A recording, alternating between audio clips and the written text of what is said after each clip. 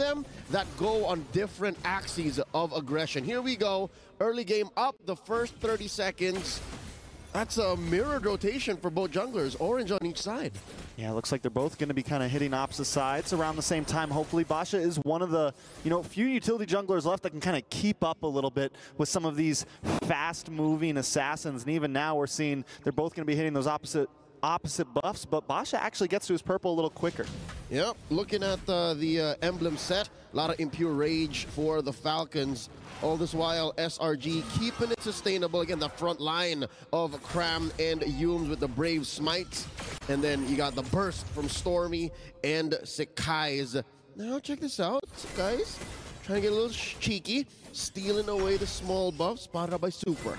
Yeah, but Super's doing a good job. He's keeping eyes, he's keeping vision. I'm wondering, we've been seeing a lot of switch-ups from a lot of teams. Sometimes it's a heavy focus on the EXP lane. Sometimes it's a heavy focus on the gold. I'm wondering what these two teams want to try to go for. This is as 50-50 as it gets. Neither as aggressive unless Kenji coming in. A little bit of damage on to Cram there. Cram should be okay unless Goodnight gets something crazy off. 20 seconds till Turtle coming up. Falcons actually taking the aggressive route. That's one more wave Goodnight's looking for to get that level 4. IMU still not online. Humes and the rest of them pushing him out of that long bush. All right, here comes the Turtle, 5 seconds in. I mean, and I like the way the SRG, they're really kind of, we're seeing mid, we're seeing the roam, we're seeing everyone kind of stick together, getting ready for this Turtle. I got a feeling we might see a big 4v4 as this Turtle comes up. Set guys, keeping vision. And when you have this assassin on the jungle, you don't have to try to force the Turtle, right? You can dive in any moment you want. Yep, and it's Kenji who's incentivized to go a little harder on it. There's the Unite. All right, Ding trying to make his way around the back. That guy's able to take the Turtle, though. Humes not forcing anything, able to step back. A lot of damage on a Ding, though, but Owen's Fury misses everyone. And members of Team Falcon going down. Stunning light, just for good measure, why not? And the Mystic Field, oh wow. Impressive how the top teams in MLBB Esports now are able to make this Savior feel like an early game hero. Now the purple in jeopardy. Kenji can't even contest, man. Early on, Grand Theft Purple, look at this, Goodnight, can try to keep it. Ooh, Goodnight, not able to save it. Set guys does take it, and not only the purple was in jeopardy, but Kenji as well. He had to leave, he had to just go over to the orange buff, and now a little bit of damage on the Super. Forced to flicker back, and SRG bringing some aggression in the mid side. Team Falcons, despite being the hometown heroes, are put on the back foot. Very difficult going up against Selangor Red Giants. Again, 4 months and counting, undefeated. Cram jumping in the ding. Ooh, snipe from long range, again, just for good measure. Sekai's probably would have been able to do it himself, but SRG are wasting no time to kick things off. Humes here, one-man enforcer. Keeping in check not just the roamer, not just the gold laner, but even the jungler. Again, Kenji has been having a hard time ever since minute 1. He's been behind EXP as soon as the Turtle started. And now looking at the gold lead, we're approaching 2K. Man, Super and Goodnight are just having trouble even stepping out to that river right now. There's fear in the air. They smell it. They know it's there. Humes just always waiting. Great positioning. They want Super to come out. They want Goodnight to come out. Luckily, they're not taking the bait right now, but what does that mean for their rotations? I mean, it means Team Falcons can only really do so much that Selangor Giants allow for it. And you mentioned now, it's the fear of crossing over too much. Kenji forced to use the Ignite. See, usually when you play a Baksha in this current metagame, you want to use it aggressively, the way Carl Teasy uses it, right? Getting in your face, forcing fights when the enemy's not ready. But now SRG, they're the ones who are saying, hey, you dare cross the line, you get punished. Yeah, look at Ding, though. Getting some nice locks on to Set Guys. Might be able to get the kill here. Can he find him? Flickers in. One more hit, but Set Guys gets away. Turtle does go over to Team Falcons. Well played by Ding, zoning them away. They lose Super for it. What do we think about the trade? That's good. I'd like to think that the way that fight went, it's Team Falcons showing, hey, Trex, it's not the fear. It's just the timing. We're waiting for a good engagement. Now Lark in the back line. Oh, just can't fully follow up. Stormy showing up now. Lark comfortable in the Zman's force, but we're seeing the pressure be returned. We're seeing some shots coming back from Team Falcons. All right, took a while until some backup came in to help Innocent. But again, that's what SRG is made of. They're so good at synchronizing across the map, of making these plays count, not just 1 for 1, but add up into an eventual conversion. And I think that's one thing that Selangor Giants are lacking just yet. Since a lot of the early game was 50-50, like man-to-man defense and lane-for-lane advantage, they really didn't get to bear down on one, meaning no real hard pushes yet. If anything, it's Falcon who made up for that. Look at Lark. He put the turret down bottom almost at half health. So that means if the same turret, if the same turtle engagement happens again in the upper corner now for the third turtle, I think Team Falcons might be onto something. We'll see what happens here. Falcons want to try to get in position for this turtle. You were talking about Xavier being a late game hero and showing some good strength this early on. I would say the same for Lark here. I mean, Harith does well against the Roger early on, but still, he's already chunking. We're only 6 minutes in, and we're seeing those 900 damage marks come up on the minions. We're seeing him just start to, he brought that tower already down a bit. He could be a threat very soon if he's able to get in the midst of things here. Kenji gonna take a little bit of damage. Sekai's able to get involved as well. Cram might be able to get away from this, should be okay. Cram is forcing things from Team Falcons. Again, I think it's clear now that SRG, they can't let the fear ruin Team Falcons, because Team Falcons, they are champions of MPL MENA. They are champions of the golden season. And I guess that makes sense why Lark is now putting the team on his back. They're trying to fight back. Hume's here, get knocked up, dashing away. Turtle still standing. Both teams now taking this one slow. I think SRG are now showing some respect because Ding keeps coming from the back, but this time he's found out. All right, Ding's been trying that for the better part of the past 2 minutes. And again, it worked out. That's how Kenji was able to steal away that second turtle. And now Selangor Giants, although we're smarter, turtle still up, just barely. He's getting the knockup. Sekai's able to take it. Dawning Light does come down. Kenji goes down. It's looking rough for Team Falcons. SRG 5-0. The Giants are forcing Team Falcons to pull out another trick.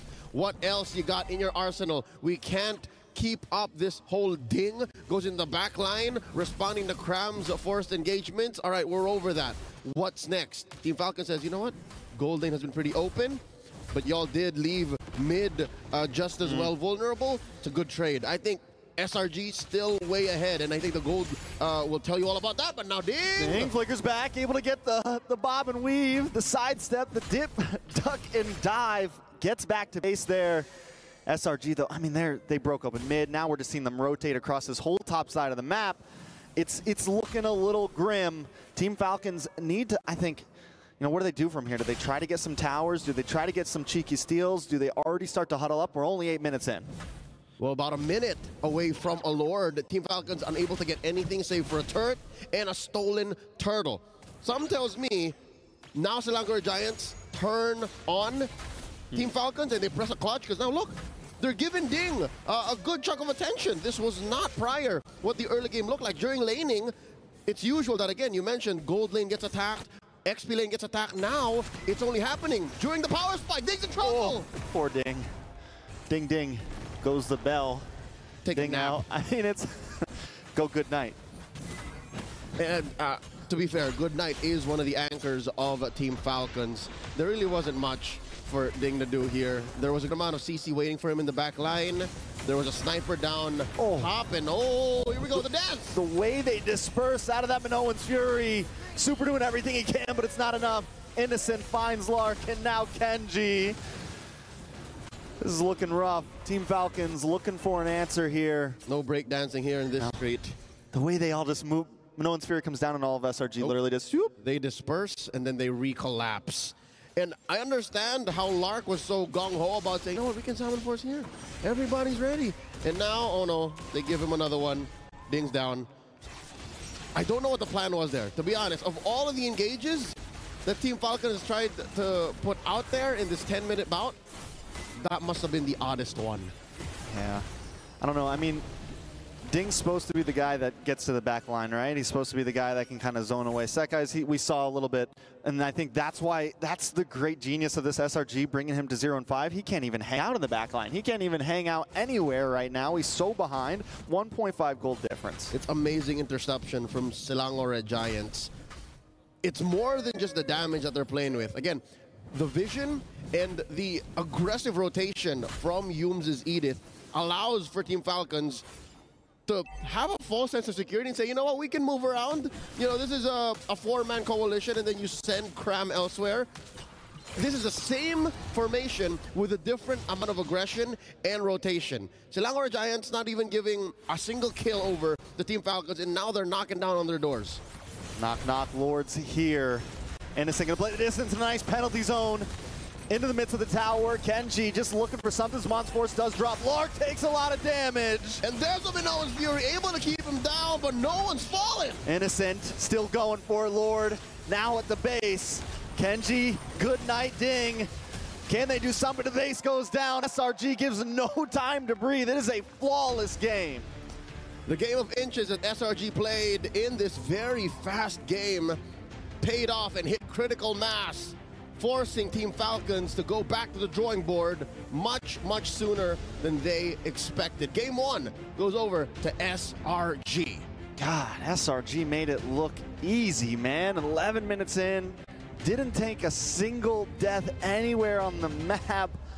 I can't wait to see what our analysts say. If there's even, I mean, what can Falcon do at this point? This explains why they've gone undefeated for the past 4 months. Undefeated, This zero clean, deaths. This clean of a game. I mean, a turret here and there, a turtle maybe. At max.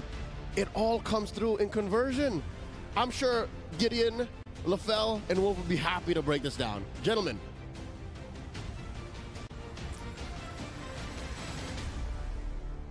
Thank you very much to both our casters. And yeah, that was an 11-0 game. Like, it's about how you start the day, and it's about giving a statement. Yep. And Selangor Giants just did both.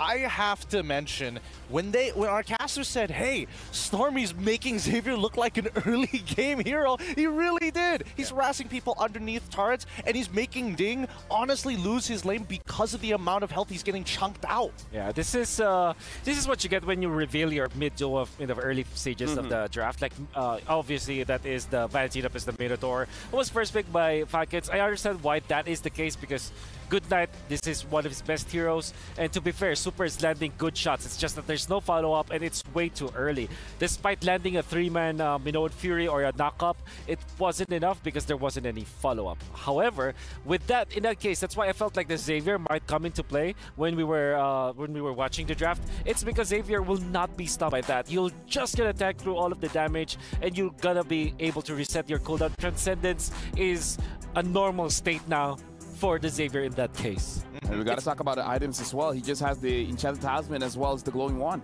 Yeah, it's so effective, right? And especially when you are utilizing Bargain Hunter, it really speeds up that process, right? The quicker you get your items, the stronger Xavier becomes in these types of games. And then we start looking at the stats. Innocent was having he was living by himself. He was in the bachelor patch this time. Yeah, I think of this is the typical playstyle of SRG. Allow Stormy as well as Yums just wreak havoc in the mid lane. Sakai's, of course, with the typical jungle assassin choices. That he's always the problem. Is always like the hero that you have to look out for, that you have to manage. That means that when you're looking at the gold lane now, Innocent is he's just having a field day because there's nobody paying attention to him. And in this case, that Roger was unleashed. Can we talk about the EXP lane as well, where we saw the Terzla going up against the Paquito, and you guys were talking about, before we even jump into the game, about how damage dealer EXP laners, they want to be the employee of the month. And then the Terzla player's just like, I'm just here to do my job.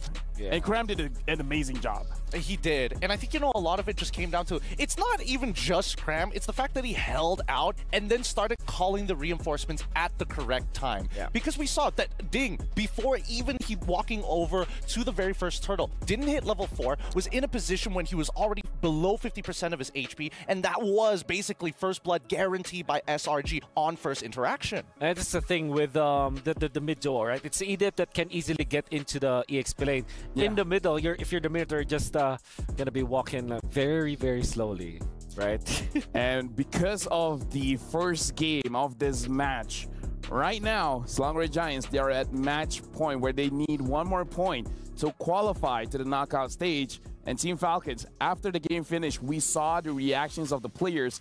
They understand the predicament they are in now. Now it's all about life and death. Like, they have to win this one, because the moment they lose, then by the end of today, they will have to give their key to get crushed. Yeah, and unfortunately, even if they do win the next match, it's going to be 1-1. They have to wish for the other teams to kind of mess up across the... Yeah, exactly. So that is definitely a difficult spot to be in. It's a reality check, honestly. It's a reality check when you come to these international tournaments and you haven't been here before. It's a game of inches, as Leo like to mention, right? Every small mistake you make, honestly, in a local region, it's totally fine. Small mistakes, you can bounce back from it. But here, every mistake is being exploited. Yeah. I mean, looking at them, because again, it was 11-0. What do you think is going to be the discussion? Because if we're talking about the draft, like who do you pinpoint to ban out? I don't think that there's ever a world where you have to target ban. I think you really have to just adjust it. I mean, Zico is part of this team, has to fight it out. I think what you need to do is to not reveal so much of your hand and maybe just settle on the meta picks. For example, the Vanity is the Minotaur, although that works a lot. That's a very strong mid duo. It's a very strong mid duo, yeah. But you reveal it, and now you expose its weaknesses, that it's not that aggressive. You think about it. Valentina can be aggressive, but the Minotaur has to wait for the second item. That's the thing with the Minotaur actually after the Flask updates. Yeah. Before, you're very tanky, you're just going to pick up dominant size, you're good. But in this meta game we have right now, where you have to prioritize the Flask, it means that in the first, 8 minutes of the game, that Minotaur is actually very squishy, if you think about it. It is. You don't have a tanky item. Yeah. No, I can't confirm, yeah. He is equivalent to your mage, essentially, right? Yeah. And that's the biggest problem. I think even when we're not talking about just the draft and revealing that mid-duo, obviously, I think even on a micro level, Falcons need to be more decisive on these calls. That first interaction already costed them so much and ended up bleeding into the jungle way too early in that game. I think Ding should have said, hey, I'm not level 4. There's no point for us to actually go into these types of fights unless we guarantee a positional advantage. And continuing that conversation, we got to see how this became an 11-0 match. Let's check out the Sony MVP of the game, and it's going to be Yumes as the roamer for Selangor Red Giants. We're going to look at the highlights here to see he's everywhere around the map. He doesn't make too many mistakes here, and I think that Yumes being this aggressive is always great, right? Because as we heard from the roundtable, their chemistry is really good. I can almost imagine what Yumes is communicating to the rest of the team. And sometimes it's not even him talking. It could just be Cram saying, hey, I got an angle here. Anybody can follow up, and Yumes just goes. Yeah. Good first Durl take coming out from the entirety of Falcons. But then again, second Durl, that really went badly in their favor. Look at Cram. He's facing up against 2 of the members of Falcons. Really not going to have any problem. But what really happens here is that your mid duo is kind of locked into the center, literally the center of the map, where everybody else is making the play. Yumes going for the flicker play out there with the suplex. Honestly, looking at Yumes, he reminds me of how Sanford was using Edith yesterday, where he basically just chain CCs a bunch of opponents, making them not be able to move. And let's talk about how beautiful this is. This is a team that compromises of Malaysian players and Filipino players, and they're talking about their synergy. When the thing that I love, they don't talk about their synergy in game. They're talking about their synergy out of game, and that's lovely. Yumes now are a Sony game MVP, 7 KDA, 64% kill participation. You know what, you asked me who teams should target when they're facing up against SRG, and said Yumes, like limit him to heroes that kind of, they're not active. And I thought that Edith is actually gonna fall into that spot. Well, Yumes just proved to me today that that's not the case. He's Edith, the way that he plays it, he can play it as well as his Cho can be. So in a way, you've already suggested what should be done. They did it. Yeah. It still didn't work. Still didn't work. Yeah, I really think that it's tough to really target them in the draft, and it's really just a skill check at this point for Falcons. I think that, man, I don't want to say that like maybe they'll have a better advantage going on to the red side, because the red side is already so difficult to deal with. I'm guessing that Falcons is going to stay on blue side, but as you mentioned, don't reveal that mid duel first. But somebody has to be the sacrificial lamb. I'm thinking that it just might be the gold lane. Just might be like get the better heroes like Roger, for example. There's not an actual direct counter to that. Harith as well as Roger, they just naturally can solve the problems. Even when you say they pick up Moskov as well as Nathan, those heroes can easily be managed. But between Roger and Harith, they have so many ways because of the dashes that they have access to. They can win or at least mediate the lanes. And for you guys at home, we've been talking about 2 new amazing skins coming up. Well, it's actually coming tomorrow on July 7th. Soul Vessel Series skins, Aemon Vessel of the Seed, as well as Hanabi Vessel of Rage are slated for a stunning reveal. It's going to be tomorrow, so don't miss out. Make sure you guys grab it as soon as it comes out. Speaking of, Jushin, the new mage hero, has arrived. With her exclusive pack, get the hero and her ethereal Serenity skin during the launch week. It's only 469 diamonds. If you guys bought it for battle points, you can also get the skin for only 51 diamonds during the first 14 days. It's running out soon, so make sure you guys grab it while you still can. Talk about game number 2. Yeah. You guys talked about it. The draft is going to be a difficult task to tackle. So now it's all about skill checking? Like, can you expand a bit more on that? All right. So when I'm talking about skill checking, we're talking about the rotations as a team. When you find a micro advantage against an opponent, or you identify a significant pattern, I think that SRG has done some really good pre-preparation, not only towards the draft, but also amongst their laners, right? If Innocent is in trouble, I think they wouldn't have made that first rotation to the top side of the map. I think it really just depends on the game state. And I think that's the big problem with Falcons right now, that they can't identify a game state that is actually in a winning position for them, and they need to be decisive about it, because we see them just kind of like walking around thinking about it. That's very difficult. That's a very difficult situation, which I agree. Unfortunately, Falcons has been put in. Although we can say many things about the draft, it still is a skill issue for this team. Like, for example, the Paquito versus Tur is the problem, right? Although that is technically Terizla sided because you're not gonna die, Paquito has some ways to solve it. Maybe you can proxy, maybe you can get a little bit of help. It comes down to emblem setup, honestly. Yeah, I do Honestly, agree with that like, too. If I remember the game correctly, you know what's the craziest thing? You know how Wolf suggests something and it makes sense, and then so they should do it. They actually tried. They brought the jungler come into the EXP lane. Yeah. But the thing about Cram is that he knows what's going to happen. It's like, okay, 3, 2, 1, jungler come up, I'm backing off. So it makes the rotations coming in from Falcons mute, because it's like, we know what you're going to do in 320, it's 320, and then, okay, back off. Yep. Yeah. Everything can be calculated in terms of set timers. Like Nolan, for example, how fast can he actually farm? If you really put it down into numbers, it gives you some perspective for your side lanes to actually slowly back away. Yeah, it's like, how do you fight against a team that knows what you're going to do before you do it?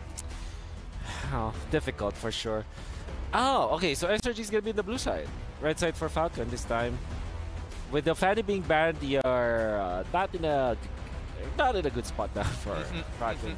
I think, personally, to answer your question, LaFell, I think Falcons need more tempo breakers. I think they need heroes where they're able to kind of create plays on the fly. Because if everything is too set, SRG already has the textbook. You got to go above and beyond here. Yeah, tempo breakers like the Chow, like the Grok. Why do you say it like that? Chow? The Chow? Ka-chow. Ka-chow. Ka-chow. All right. Speaking of which, in Malaysia, that's, you know, ka-chow means, well, ka-chow means disrupt, disturb. Oh, okay. Yeah, so well, I ka-chow, did not know that. That's an actual Malay word. Wow, learned something. Ka-chow. What were you pointing out? You had a bit of an exclamation. Yeah, so this is Fanny and Ling already banned. That means that Chip and Luyi are open. Oh, yeah. But what I'm scared of is that SRG already banned the Faramis. Faramis and Ardent, 2 of the heroes that I always will pick up when going up against both of those teleporters. Oh, Arcadia's having a good draft. Yeah. Arcadia's having a good draft here. I agree. Which do you prefer? I know locally everybody always asks this question, Chip or Loyi. Vel's already saying Chip. What are you thinking? Chip. It's also Chip for me. Chip for you? Dude, Yums was the MVP. Let's remind ourselves that, right? I mean, this entire group stage, we've seen some really fast plays coming in with the Loyi as well. I mean, just because she doesn't have like a dedicated teleporter, these big feints with the diversions have been pretty game-breaking. Oh, man. I hope, okay. Right. So they gave up Luyi at least.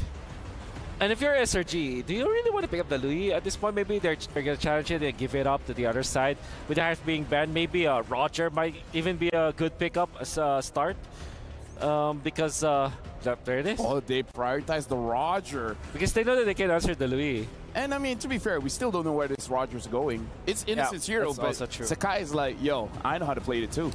So Luyi Terizla is going to be the case? They have to pick up the Luyi, right? Yeah, they have to pick it up. Because if you don't, that's... Yeah, Questionable. very, very questionable. That's like purchasing armed weapons and giving it over to your opponent. Exactly. Free. It's just, there's no reason not to do it. The next best thing might be get the Valentina now for Falcons so that you at least have control over the Roger. I do like the Terizla first pick though for Falcons. They pick up the Edith, so it's a snag. But this reveals the Edith's position, which is going to be in the Rome. What if it's Terizla mid? Yeah, you're right. I mean, anything can happen now. Anything can happen. Anything can happen. This is the mid-season cup. It is the mid-season cup. I will say that seems to be a little unlikely because we don't see it happen very often for Falcons. I'm just going based off of data here. You know, if this was Fireflux, completely different story. Yeah. Louis Nathan? Nolan, I mean? Nolan, yeah, Nolan. I also like the. I also like. Pick out your EXP before Julian. it gets banned out. I also like Julian for SRG. If they are willing to give up the Louis this time, that might be the choice. Real talk, I'm hoping that Stormy is going to play like a Julian mid or something wild. All right, so it's Louis, understandably so, and then Nolan. All right. So everything's normal. Yeah, everything's as expected, but that doesn't mean that Falcons are out of the weeds. Okay, I have to say, Edith plus the Terizla, two of the very tanky heroes that we have in the metagame that can actually kind of survive against this SRG. So maybe another beefy boy for Falcons, maybe a Baxia. You know why? That might be not the best case scenario. When a draft happens like this, you show off your Terizla, you show off your Edith. Arcadia usually just whispers in the ear of Cram. Expork. Yeah. Expork sounds really good, especially if the Baxia is indeed going to be picked up. Go Farsa instead. Oh, okay. You reveal your mid duo again? Ugh. I mean, to be fair, it's a strong, you know. We've said the same thing for the previous game. Yeah, for sure. But at this point, I feel like for them, if we don't pick it up now, it's definitely going to get banned compared to the jungle where perhaps they have more options. Maybe even a Bane because, you know, the Bane did cause problems for Selangor Giants before, so maybe it's crazy enough to work. I have to agree with LaFell in this situation, right? As much as I don't want to reveal the mid duel, I think right now is a good way to actually start pinching down on certain heroes, like direct counters like Xborg, for an example, to at least allow Ding the opportunity to actually play the game. Yep. Other option is the Yuzhong, which is not a direct counter to Terizla, but definitely is to the Farsa. And you don't want Dragon just flying around with the Louis ultimate because that's indeed a combo. You teleport, you know that trick where you teleport your teammates outside of the map, outside of the minimap, and then out comes the Dragon, and then you cannot defend anymore? Yeah, you don't want to face that again. Oh, hopefully they get a little bit more here. I'm more worried for the side of Falcons if it really boils down to it. What jungler is actually going to be useful besides the box hit? Do they still... I mean, there could be some consideration of actually picking up Fredrin in these types of cases, but at the same time, in the earlier stages of the game, when you have that Lo Yi around, as much as you are a big beefy tank, there's a good chance that you can, like, yin-yang reaction with somebody else unintentionally. 100%. Fredrin hates playing against the Louis, so... But the next best thing for utility jungler should be the Baxia, but... I think SRG are not that concerned. They want to eliminate the good laners against Roger, which is, in this case, the Moskov. Moskov doesn't technically win against Roger, but I would say Moskov has a better time than most gold laners. I feel like they just want to win the tempo, right? Like eliminate marksmen that have a cheap item builds, maybe even a Claude, so forcing out something like a Beatrix. Yeah. Someone is a bit more expensive. Okay, so with that, perhaps a Beatrix as the ban for SRG. We should just get to limit the options. Honestly, like, I feel like slippery heroes that maybe the Nolan doesn't have a good time bursting down because looking at the composition from SRG, Louis is good front to back and the Nolan can flank. So it's kind of like covering all the different angles of a potential team fight, making it so that they have answers no matter what Falcon has. But it just feels like they're attuned to Falcons more of being self-sufficient, right? It's not like, oh, I'm going to go look for the counter draft. It's more so I'm going to limit your options and really make sure that you don't have any answers. That's practically checkmate from Coach Arcadia deciding to go for the Baxia, which we did prescribe is going to be the ban. Now you're pretty much limited now if you are Falcons. But I do like the odds for the Beatrix. Another hero could be the carry. So at least you have that lockdown, and then even when there's a teleportation that's going to happen, hold your ground, get the flicker, maybe outlay them with your burst through the ultimate. Maybe that's the choice for Falcon. I would say that they have to pick their marksman now so that they can flex their last pick jungler, which could be somewhere around this Hayabusa, which I was getting into that. No, I was thinking. I was literally getting into that, but I wanted to have it on the last pick so that it will not be answered. Hey man, man. I was thinking about Hayabusa, but I was thinking the response from SRG. This could be like a Cho pick, honestly, Yeah, right? Cho, it's great. They need some way to not only cancel out the feathered airstrike, but to be a legitimate threat, a single target lockdown towards this assassin. Yeah. Now that SRG is more comfortable, what if they pick up maybe the X-Borg actually? Or maybe somewhere along the lines of a glue, which is okay, Hilda. Oh, they go Hilda. Oh my word! I mean, it's not a Cho, but it's definitely Gachao. Oh, dude, man. I don't How do you know. answer this? I don't know. I don't know about this one. It's been a while since we've seen the Hilda, and with the 2-minute like extra damage, like is this actually gonna work? Or are they gonna wait after? No, they just have to invade. They just have to invade Hayabusa. Yeah, Yumsi said that. Oh, I don't care about Skypiercer. I don't build it. Yeah. What if he's lying? What if it's like? What if he's gonna be first item Skypiercer on the Hilda? Yeah. This is my moment. I think for Falcons, you're now left with carry. Actually, you have no choice. Carry. If they're bold enough, you go for the gold lane. Clint. Okay. Okay. Clint has range. Clint can win against Roger. Okay. Casters, settle up. Because this is going to be the match decider for SRG going up against Falcon. We're seeing a Clint. We're seeing a Hilda. The analysts have said what they think. So, Casters, what do you think? Welcome back to the Casters desk here with Trex and Leo. And yes, confirmed, we do have a debut pick in the Claude. And if I'm not mistaken, that's also a debut Hilda. I think we saw one in wildcard. In the groups then. In groups. Either way, we have a lot to unpack here with these two drafts. A lot to look at. We have the Hayabusa. He's been kind of, tiptoeing along the lines of will this work or not. And I think right now it has to do a lot with mechanics if the jungler can really pull it off. And the question is, can Falcons pull this off, Leo? That and the fact that maybe, just maybe, Coach Arcadia, Coach Vecchi, they may have just cornered Zico into finally just picking the Hayabusa, the only one left after that last phase ban. Here we go, game number 2. Can the champions of MENA make the invulnerable giants, the titans of MPL MY bleed? I'm worried about this Clint. Yes, it does have the range, but also when it gets down to it, oh no, Youm's taking a lot of damage. Kenji goes back. I feel like he should have committed on that. They should just lean hard on it. At worst case, again, they don't have the vision. They don't know if Stormy or if Sekais was going to double down on it too, so I understand. I don't know, man. Sometimes you just got to take the 50-50. You got to go for it. I think a lot of this game is going to come down to how Kenji plays this. A nice knock-up. Sekais goes down. Team Falcons getting first blood in this. All right.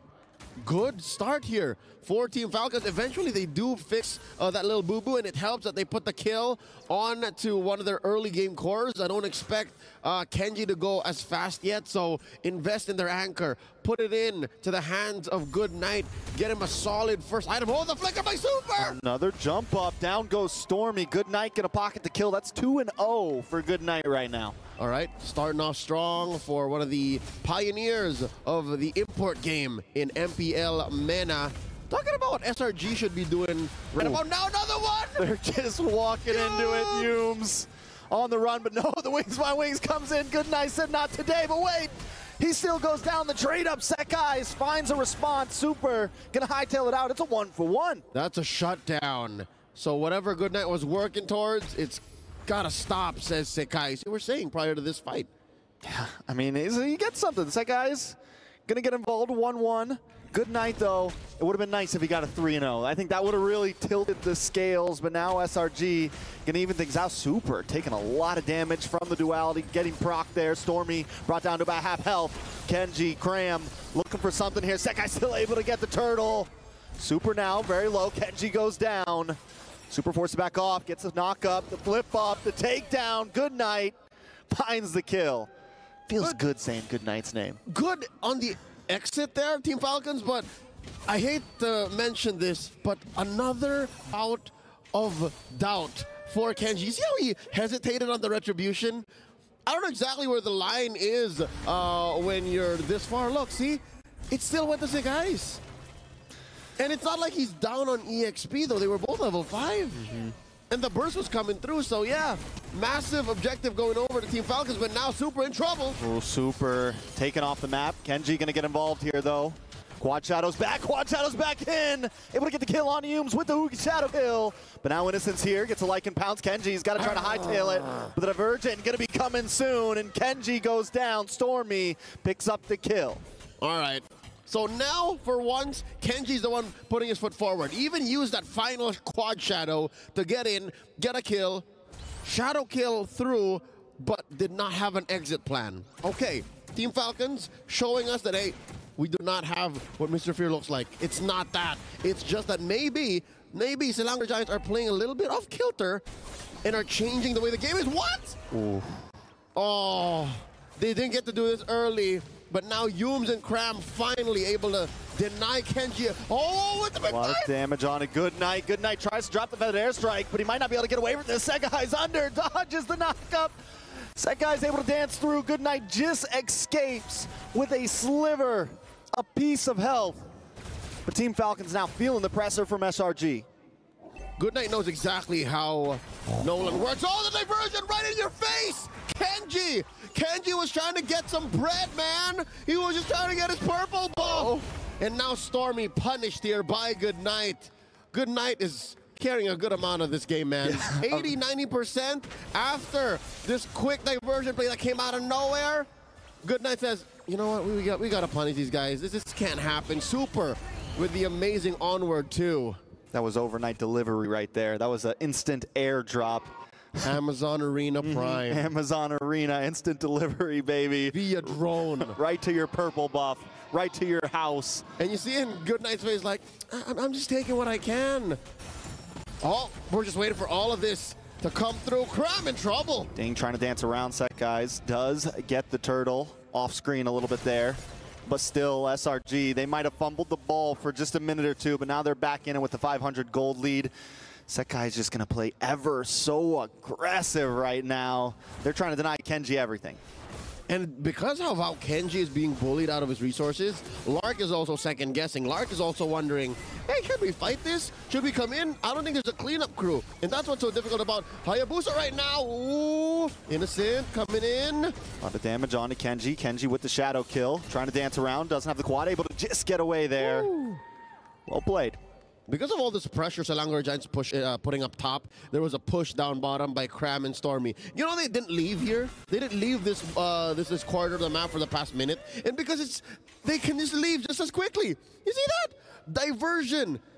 Team Falcons don't know that Cram and Stormy are on their way up. And Humes is still cutting the way from the back. Yeah, the diversion just turns Mobile Legends into a very disgusting game. It is tough to deal with. Super. Gonna get a little bit of damage on a Cram there. Nice, I'm offended. Cram dancing around, finally does go down. Super able to pick up the kill. Innocent. Dancing around, Humes gets punished. That's tough. That's tough. I think Selangor Giants has a solid plan. It's just they didn't expect him to answer back as quickly. Ooh. Another one. The back and forth right now. SRG takes a loss, though. 3 members down. Team Falcons not giving up at all. I think they got to try to translate this into some towers, though. Yep, this has got to be it. I don't know if Innocent can defend this. The Earth Shatter up.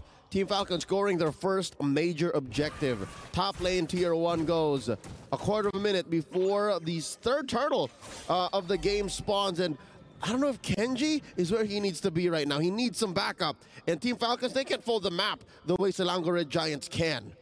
All right, so Divergent. Oh no, there it is, see? Here comes the movement. Kenji can't even hang out in the bush, man. He can't even just camp somewhere. Nothing comes Humes, though, taking a bit of damage. SRG left him, and now he's alone. Goes down. Super able to get the kill. And now the turtle getting worked on here. 3 members of SRG. Super gets the conceal. Can they do it? Oh, they don't get there in time. Penalty zone does land on top of Set Guys. He's able to back up. Duality procs. Ding. Super. Both taking a lot of damage. Can they do something, Kenji? Cram bursted down by Kenji. All right, he walks in. Oh, G-Shadow kill. A lot of damage on the Sekai's. Gonna try to pop back. Team Falcons, they lose the turtle, but they get another kill on the board. Respect for Ding. Again, it's been a tough 8 minutes for the jungler of Team Falcons, yet still, he keeps up. He keeps up the work. You know, he shows face. He tries to check in bushes, even though he knows that there can always be a couple of members of SRG there. And looking at his item game, he is down by about 2,000. All right, you know what? My optimism might be misplaced, but I like how Team Falcons is making it work. Yeah, I'm taking a look at Goodnight. At least we're making it up somewhere. 1,000 gold lead over Stormy right now, which that Fars is just going to hit harder and harder and harder. The problem has been, though, is the positioning. And every time Goodnight drops down the feathered airstrike, here comes Stormy, here comes Cram, here comes Yums or Sekai's. Everybody's on Goodnight right now. It's very clear when it's a go for SRG. As soon as the Goodnight feathered airstrike is done, then they can go for the re-engage. And again, let's not even consider the repositioning potential. Right? Oh my God, this is 5 members of SRG. What are they waiting to do here? They're waiting for Kenji, but Kenji knows they're there right now. They know Kenji's there too. Kenji with the quad. Able to get the shadow kill on the Sekai's, but now he's between 5 members and instantly annihilated off the map. Gone, and here comes the diversion right back to mid. Now, let's push somewhere else. And that cost them very little on the map. Usually when you try and camp up, they spot Ding. Ding, ding. Gonna get pulled back. I'm offended. Not gonna be able to walk. Oh, wait a second. Penalty zone, still unable to walk away. And all too super. Maybe next on the block. The Primal Wrath trying to get some nice damage on the Sekai's. The 1v1 comes out on top with a shutdown too. Big trade for Sekai's. He was sitting on a kill streak, but just the same, Team Falcons are on the back foot. It took, again, very little, a split second for them to have gone from top lane, smothered Kenji, down bottom, taking down Goodnight, taking down Ding, and Super didn't see that coming. Yeah, it's at a point now where Team Falcons playing this very split up comp, and SRG is taking advantage of it. They're finding a member here, they're finding a member there. I think it's time for Team Falcons to, 4-1. Let Kenji maybe do his thing, but the rest of the team needs to stay together. Yums taking a bit of damage. Lord does go to the side of SRG. Ding knows it's gone. They know there's no chance. They got to back off. Quick diversion out of there. Take care of business, clean up house in the jungle, and wait until Lord spawns in about 5 seconds. Interesting how the Clint has been working out. Lark hasn't died, by the way. Lark hasn't died, so that's good, right? That's good. But how do you make it great? How do you make sure that this Clint is where he needs to be, even when there's like a Hilda on the run, when there's a possible diversion right behind you? I don't think the range is as important now in the mid game and in the late game as it was in the laning phase. Very fair. I think Team Falcons, where they could really shine here, is actually when SRG is pushing to them with this Lord. When they try to come into that bottleneck, because you got the feathered airstrike, you got the Clint who wants to just kind of sit back, fire shots, get some free damage off. And if SRG makes even a small mistake, since they're not super far ahead, it's only 3K gold. It's tight. It's very tight. And we're at the 10-minute mark. We're closing into 11 minutes. Team Falcon lasts out this Lord. We could really see them come online. All right, Lord wailing away here. Tier 2 gone, and that's it. All that's left for Team Falcons is their base turrets. How can they defend? Feather Strike coming in from Goodnight. Penalty zone as well on top of Innocent. Cram gonna go night. Goodnight able to get the kill. Team Falcons defend very well. No inhibitors down. Solid defense here. Another minute and a half, give or take, until SRG can go at a Lord. And yes, by saying that, I'm also saying Team Falcons should not even consider contending for it. Again, it's a tight 4K, right? Previously 3K, that's a small gold lead gained from that Lord defense. But yeah, no, still, Team Falcons, one of their ways to defend is to punish from underneath the base. That's what they just did to Cram. And they did it very well. Taking a look at some of these items, Clint has closed the distance a little bit. It's only a 1,000 gold lead now, or 1,000 gold deficit. My eyes are still on Kenji and Sekai's, man. That's where the difference is for me. Oh my God, is that 5? Close, 5,000? Approaching? Yeah, because again, Kenji can't do anything. Kenji can't get in there, and I don't blame him. God, it'll be a while. We're talking about another 5-10 minutes. And again, inside the base, a defense inside the base, a punish for someone who got in too deep or got diversioned in. And I mean, the Hayabusa is someone you really want that mid-game spike on, right? It's someone that really wants to capitalize. A snowball. Yeah, just now it's just completely denied, which means where's his use come in here? I think, you know, what we see with a lot of assassins, you maybe go for some offlane lane control. You have the movement, but when there's a diversion constantly coming, your movement means practically nothing. And now I think you gotta address within and without, right? The fact that Goodnight and Super are having such a great game, that just shows that maybe Lark and Kenji are being displaced. The true cores of Team Falcons can't do their job. Yeah, let's see if they can do something here. Penalty zone does land on top, and the dive comes in from Team Falcons. The shadow kill gets a little bit of something. Kenji comes back, Super pulled in. Oh no! They punish him. The rope-a-dope forcing an engage from the roamer of Team Falcons, but it was all for Nai. They just wanted to get a pick off, and now Yums checking on Kenji while the rest of SRG go for the Lord. At least he gets his purple. At least he gets his purple. His Kenji. first in a while. His first in a while. It's feeling personal for Team Falcons. SRG closing down the grass. I like the lane. Closing down the grasp. I like the lane freeze right now. Back to these items, though. Anything major, anything crazy. I'd like to note the fact that Innocent, despite not having many kills, again, 2-0-2. Oh, wait! The Ding. person ding! That happened so fast there was nothing to even talk about. Kenji still trying to see if he can get something, able to at least get his orange there. He's scrounging, man. He's digging in the dirt for the buffs right now. Lord coming. I mean, lore-wise, that is accurate for a shinobi, for a ninja. They weren't really the most well-equipped warriors in medieval Japan, in feudal Japan. Oh, but no! I'm offended on a Super. Super might not be able to get away with this. Forced to use the Primal Wrath for the Lord. Even connects an Innocent. Gets that kill. And now the base is exposed. Top lane down, mid lane up next. 2-lane penetration. As Selangor Giants can feel it. This might be it, Trex. This might be it. Penalty zone, locks on Innocent, along with Kenji. Kenji dances back and forth. Lark able to get a kill, but it is enough. Lord on the base. And Kenji running out. Final quad shadow. Oh, base on a third of its health. Stormy able to just not do it, but the base isn't down just yet. Team Falcons still defending. Doing everything they can. Cram, last man on the field with the arm offended. And Damage, and he's getting the outplay. Him and Lark and him. This is insane. Super back on the map. Cram, though, standing strong. 1v3. What did Papa Leo say? If Team Falcons were to find a comeback, it would be inside their base. An overcommitment punish onto the invulnerable Titans of Malaysia, Selangor Red Giant. Dude, that was 4 deaths. And again, I'm pretty sure someone's streak went down. Yeah, that was definitely, I mean, all right, so 5K Goldie, let's take a replay. Let's take a look at this. The overcommitment. Kenji steps up. Kenji did what he needed to do. He still died eventually. But still, I think the fact that Team Falcons played a good man-to-man defense and forced it to come down to a 1v1 and then eventually a 2v1 made this game last a little longer for them. Hey, man, win or lose from Falcons here, that play's going in the Pepsi recap. That play's going in the reaction right there. For sure. Even SRG understood. Even SRG said, hey, yo, that was pretty good defense. Good D. Good D from Team Falcons. All right, 30 seconds until the next Lord comes up. 16 minutes into this bout, and that's a fully built Nolan you're looking at. Still, so far, the largest gold gap between anyone from SRG and Team Falcons. Yeah, it's completely bonkers.